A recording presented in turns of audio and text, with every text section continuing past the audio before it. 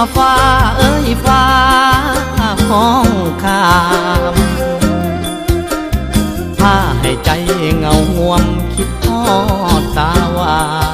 นเจ้าจากไปในเมืองตั้งนานป้าไอ้ท่าอยู่บ้านนั่งกินน้ำตาเจ้าคงลืมแล้วน้อคำเว้าลืมกระโดนต้นเก่าบอนเฮาสัญญาว่าจะคืนมาบ้านซอยอ้ายดำนารอจนเข้าถือพายังบ่ได้ข่าวเห็นฟ้าอุ้มฝนเบิ่งคือมีคนอุ้มน้องล้างสังหรณ์ฟองว่าน้องนั้นมีผู้บ่าวยามเมฆไหลซ้อน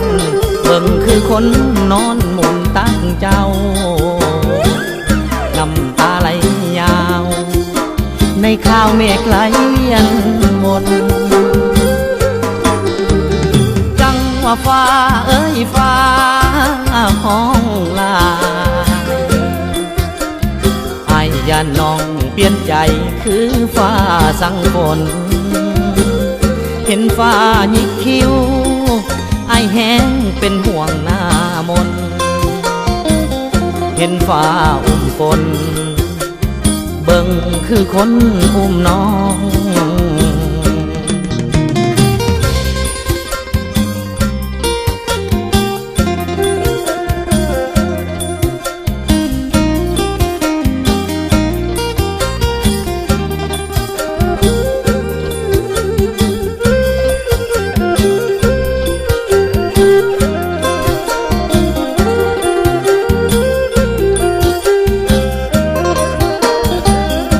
เห็นฟ้าอุ้มฝนเบิ่งคือมีคนอุ้มน้อง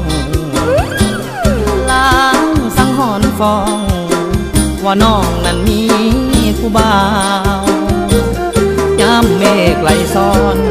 เบิ่งคือคนนอนหมุนตั้งเจ้าน้ำตาไหลยาวในข่าวเมฆไหลเวียนวนฟ้าเอ้ยฟ้าห้องลาย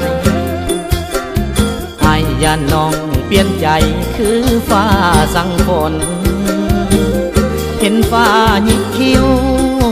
ไอ้แห้งเป็นห่วงหน้ามนเห็นฟ้าอุ้มฝนเบิ่งคือคนอุ้มน้องไอ้แนมเห็นฟ้าอุ้มฝนคือจังมีคนมาอุ้มแฟนอาย